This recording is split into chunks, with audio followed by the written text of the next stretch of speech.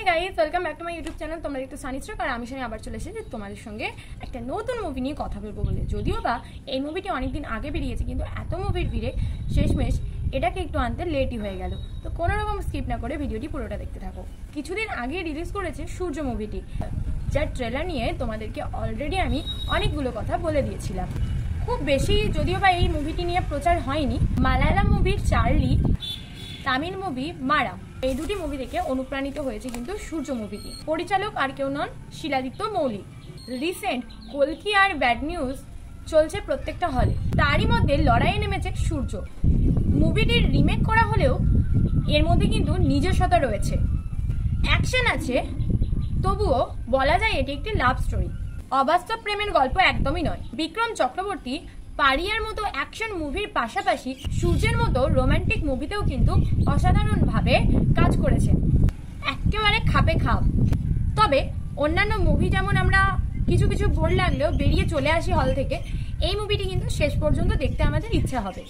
অধরা, অদেখা, না ছোঁয়া একটা প্রেম কথা, আর এই প্রেমের জার্নিকে ঘিরেই কিন্তু এই মুভিটির গল্প। নায়িকা আর কেউ নন, নায়িকা হলেন উমা অর্থাৎ মধুমিতা, যিনি এখানে একজন ফটোগ্রাফার হিসেবে অ্যাক্টিং করেছেন।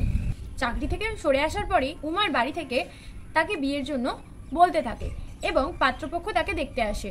পাত্র যেহেতু তার ছোটবেলার বন্ধু ছিল, ফলে তাকে বুঝিয়ে সে বাড়ি থেকে চলে যায় এবং রওনা দেয় পাহাড়ের উদ্দেশ্যে। এবং সেখানে যাওয়ার পথে লরির চালক, চাওয়ালা, বিভিন্ন মানুষের সাথে এই উমার আলাপ হয় এবং সেই আলাপের মাধ্যমে একটু একটু করে সূর্য সম্পর্কে উমা জানতে পারে। সেখানে গিয়ে উমা একটা নতুন কাজও পেয়ে যায়। লোকেদের মুখে সূর্যের গল্প শুনতে শুনতে উমাও আস্তে আস্তে সূর্যের প্রেমে পড়তে থাকে। শুধু তাই না, সূর্যের ছবি আঁকতে আঁকতে তার প্রতি আলাদা একটা ফিলিংস আসে, আর এটা কিন্তু কেবল কল্পনাতেই। এরপর আস্তে আস্তে গল্প যত এগোবে, তার মাঝখানে দেখা হয় কিন্তু দিয়ার সঙ্গে, দর্শনার সঙ্গে, এবং দিয়ার থেকে জানতে পারে সূর্যের ব্যাপারে আরো অনেকখানি।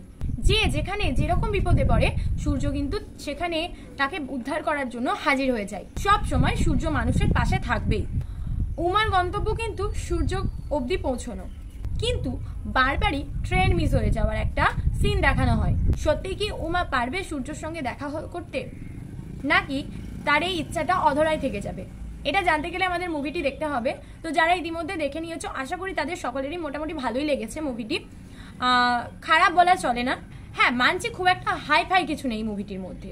শুধু বলবো উমা এবং সূর্যের লাভ স্টোরিটা সবার মন ছোঁবে। প্রথম ধাপে একটু একটু কম লাগলেও সেকেন্ড ধাপে কিন্তু সেই খামতিটাকে প্রেমের ছোঁয়া দিয়ে মিটিয়ে দিয়েছে। মিউজিক ঠিকঠাক, কিন্তু অ্যাক্টিংটা সত্যিই সুন্দর করেছে।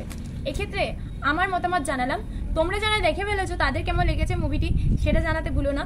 আর যারা দেখোনি তারা দেখো, ভালো লাগবে। কারণ আমি তোমাদের ভালো যেটা লাগে সেটা ভালো বলি, আর যেটা খারাপ লাগে তো সেটা খারাপ বলি। তো আজকের মতো চলো টাটা, দেখা হচ্ছে খুব তাড়াতাড়ি আবার নতুন একটা মুভি নিয়ে তোমাদের সঙ্গে। আর যারা আমার চ্যানেলে এখনো পর্যন্ত নতুন, সাবস্ক্রাইব করোনি, চটপট সাবস্ক্রাইব করে দাও। ভিডিওটি ভালো লাগলে লাইক করতে ভুলো না। আজকের মতো টাটা, সবাই ভালো থেকো। নেক্সট ভিডিও নিয়ে আসছি তোমাদের সঙ্গে কথা বলতে।